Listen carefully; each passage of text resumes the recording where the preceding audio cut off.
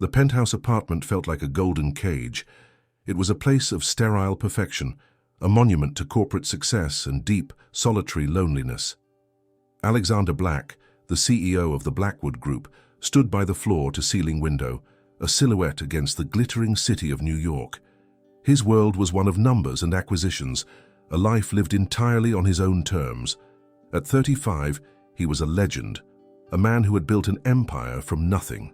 But for all his wealth and power, he was an enigma, a man known for his cold indifference, especially towards women. He had a 2-year-old daughter, Lily, a little girl with eyes as dark as his own and a smile that could melt the coldest heart. But Alexander was not a father in the traditional sense. He was a provider, an architect of her future. But he was a stranger to the small, tender moments of fatherhood. His days were spent in boardrooms, his nights with late-stage deals. Lily was cared for by a series of nannies, each one vetted and hired with the precision of a high-stakes merger, and each one, without fail, was eventually let go. Not for incompetence, but for something far more subtle and unsettling. Alexander had a rule, a simple, unspoken, unbreakable rule.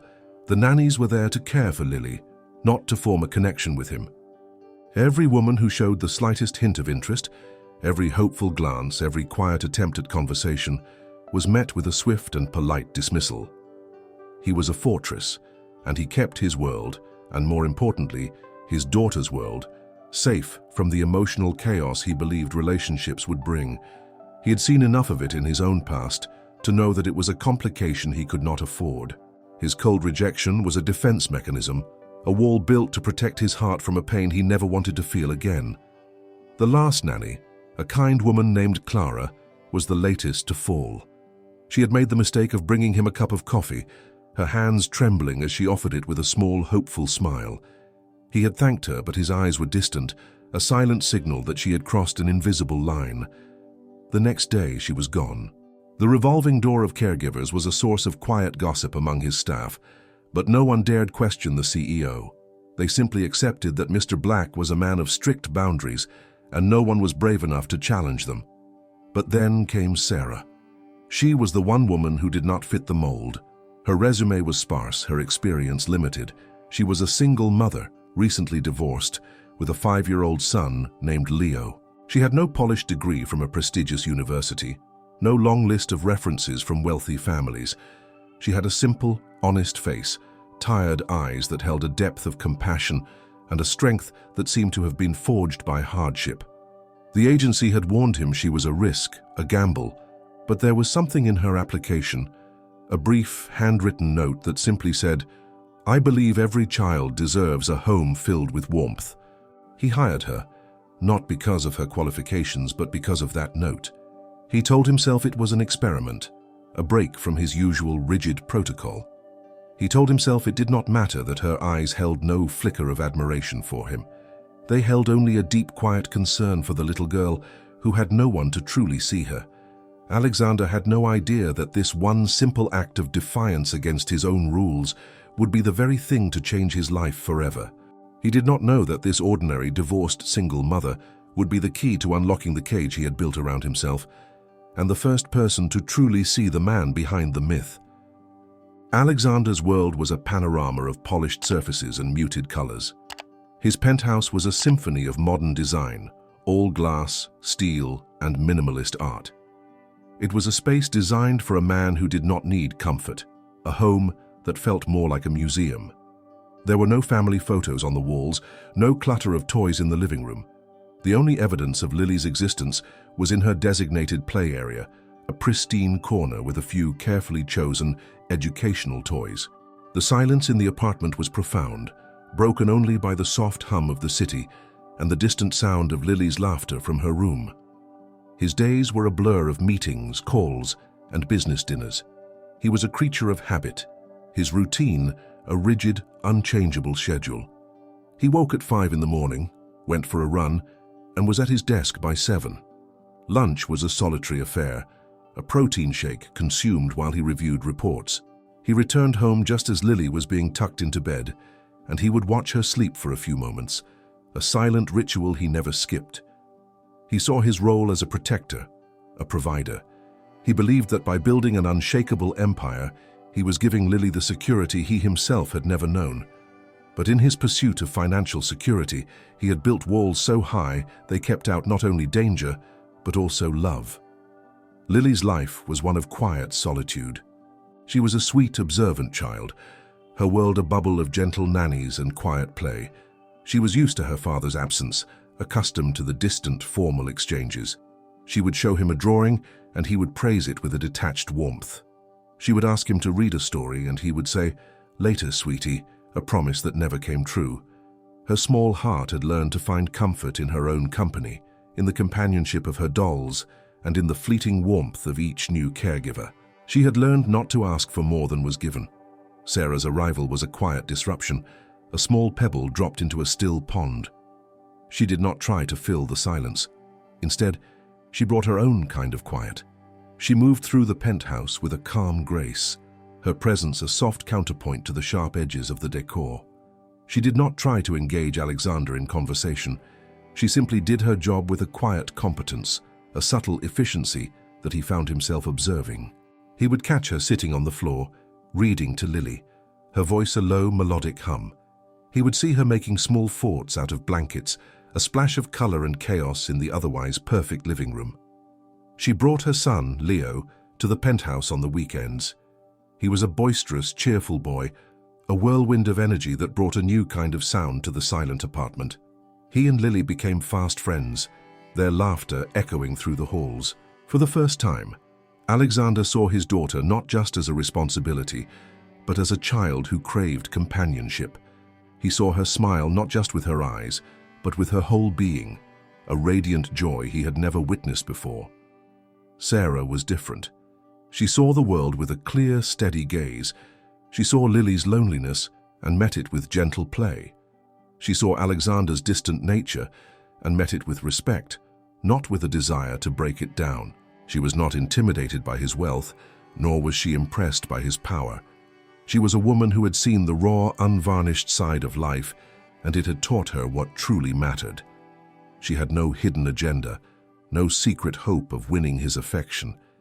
She was simply a mother, doing her best to provide for her child, and in doing so she was offering a quiet, unspoken warmth to a world that was desperately cold. She was not a complication.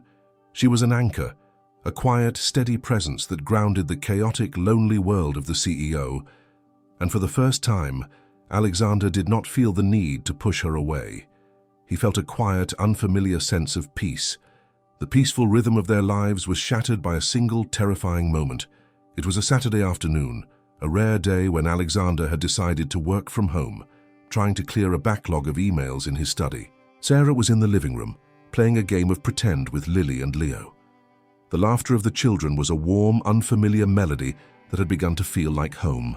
Suddenly, a sickening crash echoed from the kitchen. Sarah was on her feet in an instant, her heart pounding. She ran into the kitchen to find Leo, his face white with shock, standing over a shattered glass cabinet. He had been trying to reach a box of cookies on the high shelf and had pulled the entire thing down. Shards of glass were scattered across the floor, glinting like dangerous stars. But it was not the glass that caused the sharp intake of breath. It was the sight of a small, decorative ceramic bird, an antique heirloom from Alexander's late mother, lying in pieces on the floor. It was the only personal item in the entire apartment, and Alexander had once, in a rare moment of reflection, told a past assistant that it was the one thing he would never replace. Leo was inconsolable, his small body trembling with sobs. I am so sorry," he cried, his voice thick with fear. Sarah wrapped her arms around him, pulling him close. She knew the value of the bird, not in terms of money, but in terms of sentiment. She knew the weight of Alexander's silence, the impenetrable wall he had built around his emotions. She also knew that this was a moment of truth, a test of her place in this cold, perfect world. Alexander, drawn by the crash, stood in the doorway, his face a mask of stone. His eyes, usually so cold and calculating, were filled with a mixture of shock and something deeper, something that looked like grief. He did not yell. He did not scream. He simply stared at the broken pieces, his silence far more terrifying than any outburst. Leo shrank behind his mother's legs, his face buried in her pants, his small body shaking. The silence stretched on, thick with tension. Sarah was the one who broke it. She straightened up, her expression firm. "It was my fault, Mr. Black. I should have been watching him more carefully." She took full responsibility, a protective shield around her son. She did not know that Alexander had already seen the whole thing on the security camera feed from his study, a silent witness to the truth. He knew it was an accident, but he also saw the way she had instantly, instinctively, taken the blame. He looked at her, truly looked at her for the first time. He saw the strength in her tired eyes, the fierce loyalty of a mother protecting her child. He saw a woman who did not make excuses, a woman of quiet integrity. But the pain of seeing his mother's last memento shattered was too much. The walls he had built, the carefully constructed facade of control, began to crack. He turned and walked away, not to his study but to his bedroom, closing the door behind him with a final, heartbreaking click. The next morning, a letter was waiting for Sarah on the kitchen counter. It was not a note of dismissal as she had expected. It was a formal termination notice, a single sheet of paper with the cold, impersonal language of the corporate world. It was signed with a simple, unreadable signature. Sarah's heart sank. She had been so wrong. She had thought she was making a home here, creating a sense of family. But in the end, she was just another employee, another temporary presence in a world that did not want her. She had been judged not for her character, but for a single, unfortunate accident. The cold rejection was not loud or dramatic. It was quiet, final, and more painful than any angry words could have been. Sarah's world, already fragile, crumbled around her. The termination letter felt like a physical blow, a cold slap from the very man she had started to see as something more than a distant employer. The dream of a stable life, a safe home for her and her son, vanished in an instant. The polished, perfect world of Alexander Black had no place for her messy, unpredictable reality. She packed their few belongings with a heavy heart, her son Leo trying to comfort her, his small hand patting her arm. "It is okay, Mom. We will be fine." But his voice was tiny, and his eyes held a fear that mirrored her own. They moved back into their small, cramped apartment, the one she had worked so hard to escape. The walls felt closer now, the weight of her failure suffocating. She looked for a new job, but the few lines on her resume seemed to shrink under the weight of her desperation. She had no safety net, no family to turn to. Her ex-husband had remarried and was no help, a distant figure who sent a check that barely covered the essentials. The rejection from Alexander's world had left her with a deep, aching wound of humiliation and a gnawing sense of despair. She felt like a ship that had been promised a safe harbor, only to be pushed back out into the open, stormy sea.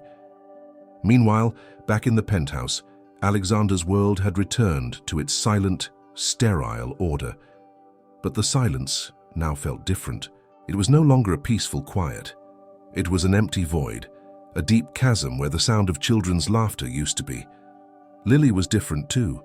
She was quieter, her bright, sparkling eyes now holding a sad, distant look. She would wander into the living room, her small hands tracing the outlines of the empty space where the fort used to be. She would sit by the window, watching the street below, as if expecting her two small friends to return. Alexander noticed the change, but he told himself it was just a phase. He hired a new nanny, a woman with impeccable credentials and a formal, professional demeanor. She was everything he had always sought in a caregiver. But she was not Sarah. She did not read stories in a soft, melodic voice. She did not build forts out of blankets. She did not have the easy, natural warmth that had filled his home with a sense of life. The apartment was once again a monument to his success, but it was a cold, lonely one. He found himself thinking about Sarah, not with anger, but with a strange, unfamiliar regret. He remembered the way she had shielded her son, the fierce loyalty in her eyes. He had acted out of pain, a moment of weakness that he would never admit to, and in doing so, he had taken away the one thing that had brought a small measure of warmth into his life. The breaking point came a week later. Lily had a fever. It was a minor thing, a child's typical cold, but she was inconsolable. She was used to a gentle, loving hand, and the new nanny, for all her professionalism, was sterile and detached. Lily cried for her mother, but she also cried out for Leo and for Sarah. She wanted the warmth, the affection, the familiar comfort that had been so cruelly taken from her. The sight of his daughter, so small and helpless, brought an unfamiliar lump to Alexander's throat. He held her close, but his touch felt foreign, his arms clumsy. He was a master of the corporate world, a conqueror of markets, but he was powerless against a child's fever and a daughter's broken heart. In that moment, he realized the true cost of his emotional isolation. He had built a fortress to protect himself, but in doing so, he had locked his daughter out. He had rejected the very thing he needed most, the warmth and connection that Sarah had effortlessly brought into his life. He finally understood that he had not just broken a ceramic bird, he had broken his daughter's heart. The days that followed were a cold, silent torment for Alexander. The once empty penthouse now felt cavernously large, the silence a constant reminder of what was missing. Lily's persistent sadness was a quiet accusation, a small, persistent ache in his heart. He tried to connect with her, to read her stories and play with her toys, but the gestures felt hollow, his attempts at warmth as brittle as the broken ceramic bird. He was a man who had mastered the art of building an empire, but he was completely lost in the simple, fragile world of a child's emotions. Meanwhile, Sarah's life was a daily struggle. Her savings were dwindling, and the rent was a constant source of anxiety. She had gone to countless interviews, each one ending with a polite rejection. The humiliation was a heavy cloak, and she felt herself sinking into a deep, dark despair. She was a woman who had always been resilient, but the weight of her failures was becoming too much to bear. She would lie awake at night, staring at the ceiling, wondering how she had gone so wrong. She had always believed that hard work and a good heart were enough, but the world seemed to be proving her wrong. She felt like a mother who had failed her child, a woman who had nothing left to offer. The turning point came on a rainy Tuesday. Sarah had just received another rejection email, her last hope for a job. She felt the tears welling up in her eyes, a hot, painful stream of frustration. Her son Leo saw her despair and did the only thing a 5-year-old could think of. He went to his small toy box and pulled out a worn teddy bear. He came over to her, his small face filled with a deep, solemn empathy. "Mommy, do not cry," he said, his voice small but firm. He handed her the bear. "This is Mr. Snuggles. He makes me feel better when I am sad. He will make you feel better too." Sarah looked at her son, at his innocent, loving face, and the tears finally fell, not from despair, but from a profound, overwhelming love. In that moment, she realized she had not failed. She was not alone. She had a home not in a penthouse, but in the heart of her son. The little teddy bear was a symbol, a small, furry beacon of hope that reminded her what truly mattered. She could not give up. She had to fight, not just for herself, but for the one person who needed her most. Back in the penthouse, Alexander was having his own quiet epiphany. He was looking at the small, empty space on the shelf where the ceramic bird used to be. It was a constant visual reminder of his mistake. He had believed that money and power could solve everything, that they could insulate him from pain and loss. But in his pursuit of perfection, he had become a prisoner of his own success. He had lost the one person who had been able to bring a genuine, unfiltered joy into his life, not because of what she could do for him, but because of who she was. He had been a fool. The ceramic bird could be replaced, but the warmth, the laughter, the love that Sarah and Leo had brought into their home could not. He realized that a cold, empty house was not a home at all, and a life without love was not a life worth living. He finally understood that the greatest treasure he had was not his wealth but the love of his daughter, and the woman who had taught him how to see it. It was a truth that had been hiding in plain sight, and now that he saw it, there was no going back. He knew he had to find her. With a newfound purpose, Alexander began his search. He reached out to the nanny agency, but they had no forwarding address for Sarah. She had left with quiet dignity, disappearing back into the vast anonymity of the city. For a man who could command armies of lawyers and analysts, this simple task proved to be the most difficult of his life. He felt helpless, a powerful man stripped of his power, a CEO who had no connections in the world that truly mattered. His search led him to a place he never expected to be, the internet. He started with the basics, searching for Sarah Miller and Leo Miller. He found a small personal blog she had started, a quiet chronicle of her life as a single mom, filled with recipes and small moments of joy. There were no grand pronouncements, no calls for help, just a simple, honest portrayal of her daily struggles and triumphs. He read every post, his heart aching with every word. He saw the beautiful, resilient woman he had so carelessly dismissed, the kind of strength he had never seen in any boardroom. He found a small reference to her sister, a woman named Emily who lived upstate. It was a slender lead, but it was a lead nonetheless. Meanwhile, Sarah's world was still in crisis. The rejections kept coming, and her landlord had given her a final warning.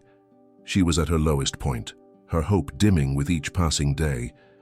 She had an old friend, a woman named Maria, a kind and practical nurse who had been her roommate in college. Sarah had always been Sarah's rock, the one person who could make her laugh even in the darkest of times. Sarah had kept her distance, too ashamed to admit the depth of her struggles, but Maria had a sixth sense for her friend's despair. She called Sarah and, without asking for details, simply said, "I'm coming over. I'm bringing enough coffee and takeout for a week, and you are going to tell me everything." Maria was the ally Sarah did not know she needed. She did not offer pity or judgment. She offered a warm hug, a listening ear, and a firm, no-nonsense plan. "You are not a failure, Sarah.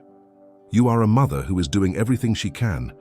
We are going to get you a job, and if we cannot, we will find another way. You are not alone in this." Maria's words were a lifeline, an anchor in the storm. She helped Sarah update her resume, put her in touch with friends who might know of job openings, and most importantly, reminded her of her own strength. At the same time, Alexander had tracked down Emily, Sarah's sister. He flew to her small, picturesque town and waited for her at the local coffee shop. When she arrived, he was not the polished CEO she had expected. He was just a man tired and worried, with a desperate plea in his eyes.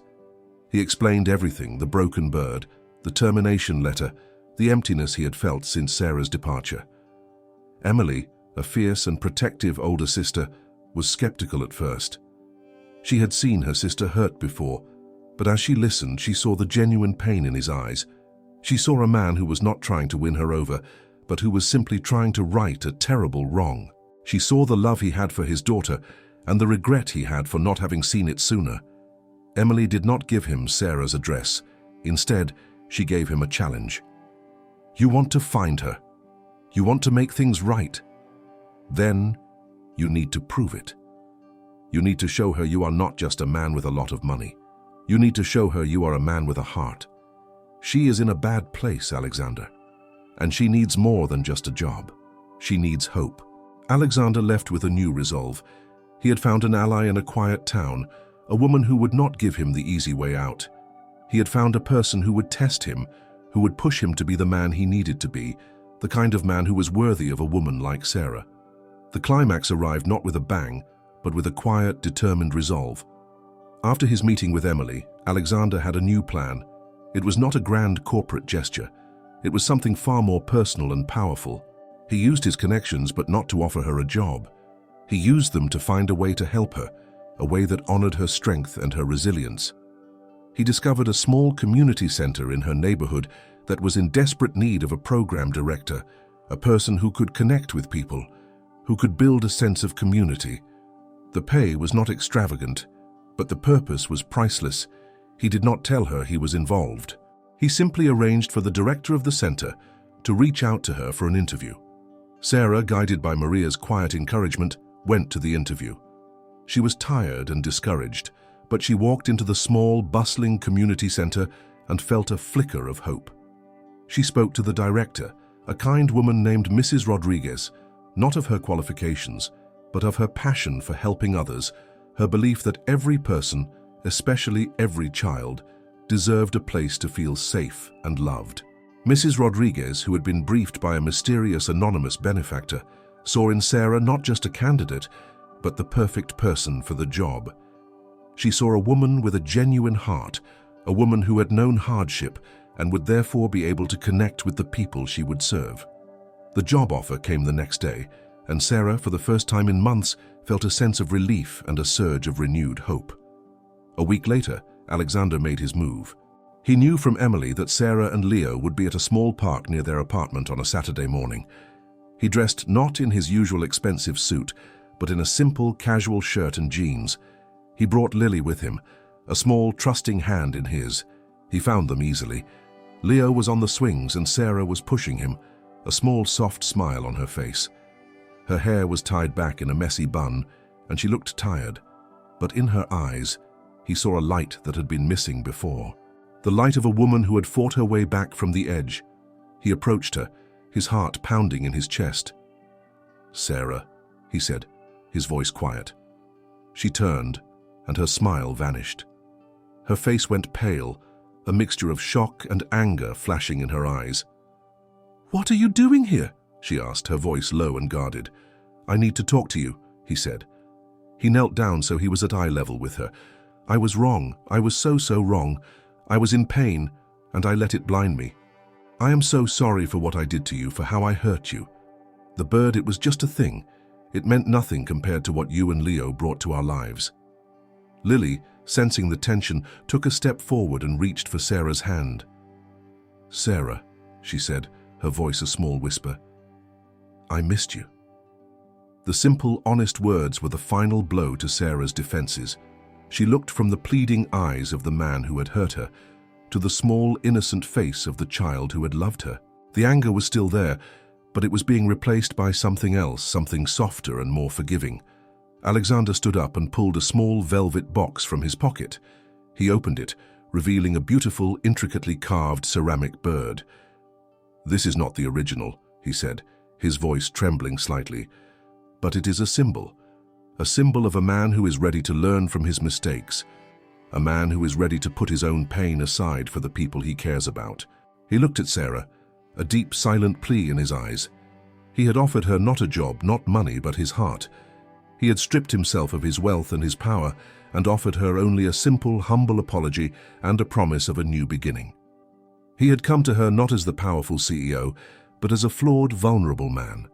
And in that moment, in the middle of a bustling park, with the sun shining down on them, Sarah finally understood. The man who had rejected every woman had finally found the one woman he could not live without. She looked at him, at the raw honesty in his eyes, and a single tear rolled down her cheek.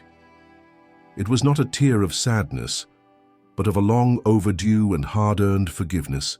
Sarah's acceptance was a quiet one, a gentle nod that spoke more than words ever could.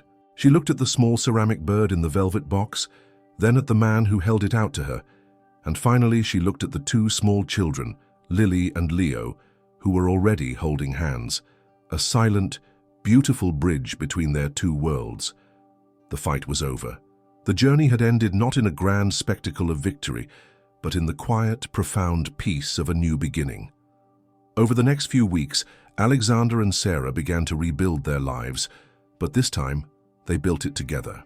Alexander, once a prisoner of his own success, learned to let go.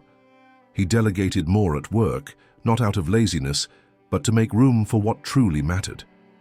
He began coming home earlier, his briefcase no longer a symbol of his all-consuming ambition, but a tool he was learning to put down. He spent his evenings on the living room floor, not looking at profit margins, but building train tracks with Lily and Leo. He saw his daughter not just as a responsibility, but as the center of his universe, a small, trusting soul who had taught him the meaning of unconditional love. He also found a way to make things right. He did not ask for Sarah to return to his penthouse as a nanny. He told her he had already found his family. Instead, he made a large, anonymous donation to the community center, enough to fund it for years to come. He told her he wanted her to have the freedom to follow her passion, to build a career that was truly her own. He saw her face light up when she spoke of her work, and he knew he had made the right choice. He had given her a hand up, not a handout, a gift that honored her strength and her independence. The new nanny, a kind older woman named Mrs. Adams, was a gentle presence in their lives. She was not a replacement for Sarah, but a welcomed addition, a warm, grandmotherly figure who brought a sense of stability and calm to the household.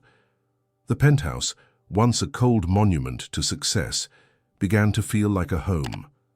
There were toys scattered on the floor, artwork taped to the refrigerator, and the constant, beautiful sound of children's laughter. The silence was gone, replaced by the happy chaos of family. The final piece of the puzzle fell into place one evening. Alexander was tucking Lily into bed, and she was already half asleep. She turned to him, her eyes heavy with slumber, and mumbled, "Daddy, I love you." The words were simple, but they hit him with the force of a tidal wave. It was the first time she had ever said it, and in that moment he knew he had found his true legacy. It was not in the companies he had built or the fortunes he had made, but in the heart of his daughter, a love he had almost lost, but had now found forever. He leaned down and kissed her forehead, a quiet, perfect seal on their new beginning. He was a father truly for the very first time. Years passed, and the penthouse was transformed. It was no longer a showpiece of minimalist design, but a warm, bustling home filled with the rich tapestry of family life. The sharp edges were softened by the constant presence of children. The pristine floors often covered with blankets for a movie night, the walls decorated with finger paintings and school photos. Alexander, now in his early 40s, was a different man entirely. The cold, impenetrable fortress had been replaced by a man of warmth and quiet joy. He was still the CEO, still a force in the corporate world, but his priorities had shifted. His power was no longer his wealth, but the love he shared with his family. Lily and Leo were inseparable, a testament to the quiet, powerful bond forged between two children who had found a home in each other. They were a beautiful mix of each other's worlds, Lily gaining a spirited sense of adventure from Leo, and he in turn learning a quiet, thoughtful patience from her. They were siblings in every sense of the word, a living, breathing symbol of the family that had been built from a broken ceramic bird. Sarah was a pillar of the community, a respected and beloved leader at the community center. She had found her purpose not in a job, but in a calling. She had built a program that helped single mothers find their footing, a safe harbor for families who were struggling, a place filled with the warmth she knew everyone deserved. Her life was a testament to her quiet strength, a reminder that true power is not found in a bank account, but in the heart. Alexander and Sarah's love story was not a whirlwind romance. It was a slow, steady burn, built on a foundation of forgiveness, respect, and shared purpose. They had found in each other a partner who saw them not for their flaws, but for their strengths. They were two people from different worlds who had found a common ground in the love for their children and a shared belief in the power of a second chance. On a quiet evening, years later, Alexander found Sarah in their living room, looking at a framed photo on the mantelpiece. It was a simple, beautiful shot of their family, the two of them, Lily and Leo, all laughing together. She turned to him, a small, knowing smile on her face. "You know," she said, her voice soft, "I once thought I had lost everything, but I was wrong. I was just making room for everything I was meant to have." He wrapped his arms around her, pulling her close. He had been a man with a golden cage, a life of sterile perfection and profound loneliness. She had been the woman who had not just unlocked the door, but had filled it with the messy, beautiful, wonderful chaos of a family. They had found their legacy not in wealth or power, but in the simple, everyday moments of a life lived with love. And that is where the story ends. But the legacy of this CEO and the single mother he was meant to find is still being written. It is a story of second chances, of quiet resilience, and the beautiful, messy truth that love is the only thing that can truly make a house a home. It is a reminder that no matter how broken a person feels, there is always hope for a new beginning. We hope this tale touched your heart and gave you a moment of peace and reflection. If this story resonated with you, if you believe in the power of second chances and the beauty of an unexpected family, please let us know. We love hearing your thoughts and feelings about the journeys we share. What part of the story moved you the most? Did you see a bit of yourself in the characters' struggles and triumphs? Share your thoughts in the comments below. And if you are new to our channel, we invite you to join our family. We tell a new story every week, tales of hope, of resilience, and of the incredible strength of the human spirit. So go ahead, hit that subscribe button and turn on the notification bell so you never miss a new story. We are a community of dreamers and believers, and we would love for you to be a part of it. Thank you for watching, and we will see you in the next chapter of the Legacy Chronicles.